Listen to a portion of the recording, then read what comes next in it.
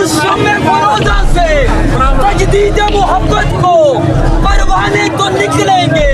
क्या जबर परस्तों को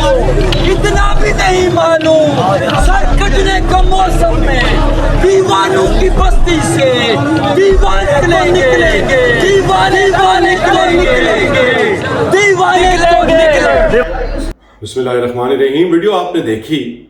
और अगर इन दीवानों की आवाज़ सुनकर और इन दीवानों का जुनून देखकर अली अमीन गंडापुर आज वापस जाने का फैसला ना करता तो क्या होता।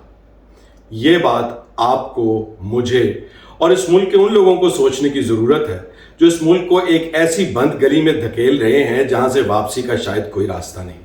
ये वही बंद गली है जिसके बारे में इमरान खान बार बार आपको, हमें, इन सब को जो ऊपर टॉप पर बैठे हैं वार्न करता चला आ रहा है। वो आपको बता रहा है बार बार कि आप जो सब कर रहे हैं वो पाकिस्तान के लिए अच्छा नहीं, मगर कानों पर हाथ रखे और आंखें बंद किए ये लोग अपनी ताकत के बदहवास नशे में जिस तरह से चूर हैं और जो करना चाहते हैं वो सब आज आपकी आंखों के सामने खुलकर सामने आया। आज पाकिस्तान के अंदर सुबह से लेकर रात तक क्या हुआ,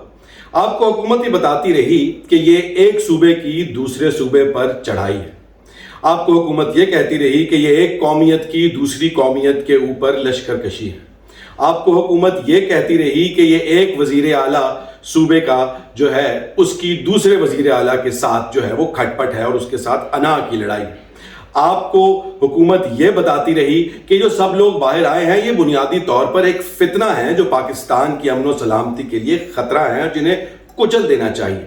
आपको हुकूमत ये कहती रही कि ये लोग जो सड़कों पर आज नजर आ रहे हैं ये दहशत गर्द है, ये तखरीबकार है, ये मुश्तिल एक हुजूम है जो कि पाकिस्तान के अंदर तबाही और माशी बदहाली के लिए काम कर रहा है किसी बाहर के एजेंडे पर। मगर ये सब का सब झूठ है और वो सब का सब झूठ क्यों है ये आज साबित किया पाकिस्तान तहरीक इंसाफ की ना सिर्फ लीडर्स ने बल्कि उस एक एक शख्स ने जिसने आज पाकिस्तान के अंदर आइन की सरबुलंदी के लिए, अपने लीडर के लिए, अपने लीडर की रिहाई के लिए बाहर अपने घर से कदम रखा। उसका कॉन्डक्ट, उनका जज्बा, उन्होंने पाकिस्तान के किसी पुलिस अफसर को उस वक्त तक कोई कदगन नहीं पहुंचाई जब तक उनके साथ ज्यादती हुई, जब तक पाकिस्तान के अंदर कुछ इस तरह के मनाजिर देखने को मिले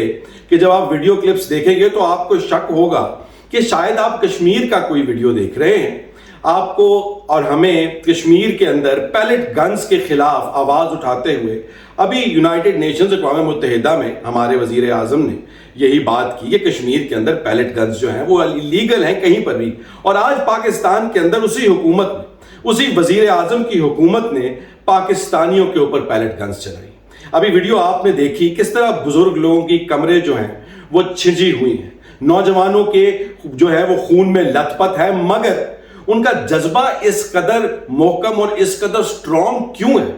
ये बात समझना इंतहाई जरूरी है। जब आप लोग एक मुल्क के अंदर होने वाले इलेक्शंस के अंदर लोगों को उनका हक नहीं देंगे, जब आप एक हुकूमत उनके सर पर मुसल्लत कर देंगे, आप उन लोगों को जो पाकिस्तान के अंदर सबसे बड़ी मेजॉरिटी में है, 70% से ज्यादा लोग जो हैं वो पाकिस्तान तहरीक इंसाफ को सपोर्ट करते हैं,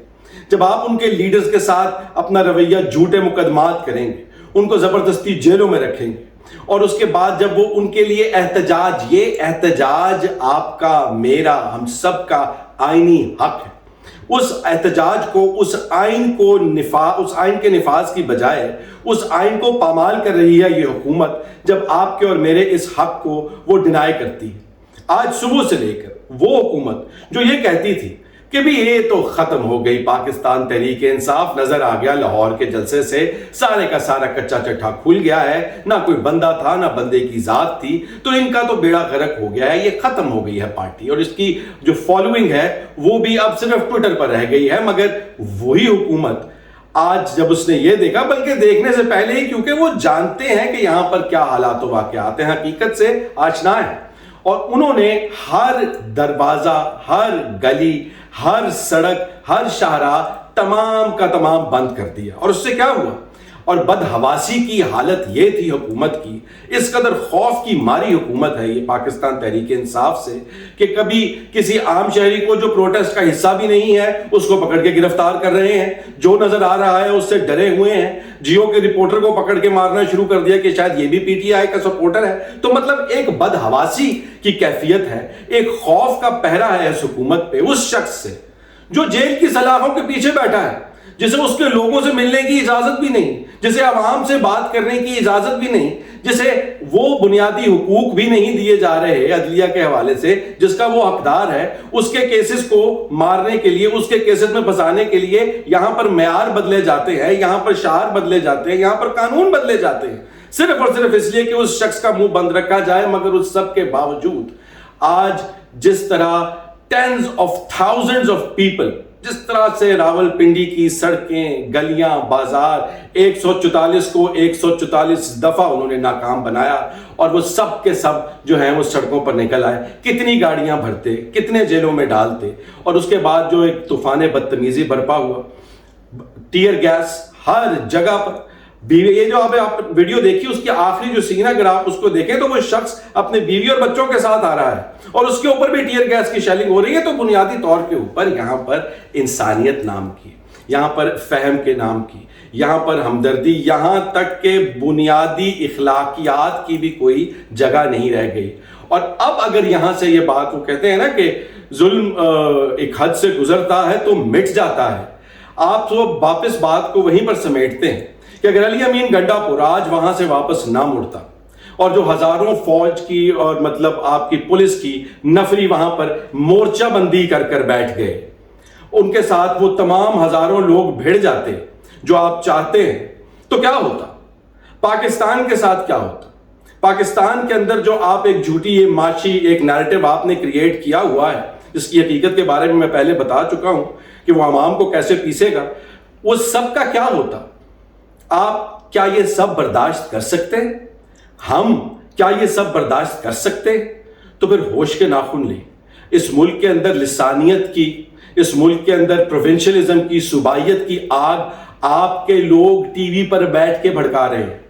آپ کے لوگ بیٹھ کر اس پورے ایک ایسے احتجاج کو جو ایک سیاسی لیڈر کو رہا کروانے کے لیے اور اس کے حقوق دلوانے کے لیے ہے، اس کو نہ صرف صوبائیت کا رنگ دے رہے ہیں، اس کو آپ نسل پسندی کا رنگ دے رہے ہیں، اسے آپ لسانیت کا رنگ دے رہے ہیں اور اس ملک اور اس قوم کے لوگوں کو بانٹنے کی کوشش کر رہے ہیں۔ مگر افسوس آپ کو یہ ہوگا یقیناً کہ آپ کی ان تمام تر بٹوارے کی کوششوں کے باوجود وہ ایک شخص جو سلاخوں کے پیچھے بیٹھا ہوا ہے، اس نے ان سب کو، ان کی قومیت، ان کی صوبائیت، اس کی لسانیت، ان کے مذہب، ان کے فرقے سے بالا تر ہو کر جوڑ دیا ہے، اور وہ سب اس کے کہنے پر، اس کے پیچھے یہ قوم متحد ہے۔ اس کا فائدہ اٹھائیں، اس معاملے کو، اس اپرچونٹی کو سمجھنے کی کوشش کریں اور پاکستان کو مزید اس بند گلی میں مت دھکیلیں۔ آپ لوگ، وہ تمام لوگ جو پاکستان کے اندر اس حالات میں زندہ ہیں، ہم سب کو کوشش کرنی چاہیے کہ یہ میسج ان تمام لوگوں تک پہنچے۔ اپنا خیال رکھیں، ٹیک کیئر، اللہ حافظ۔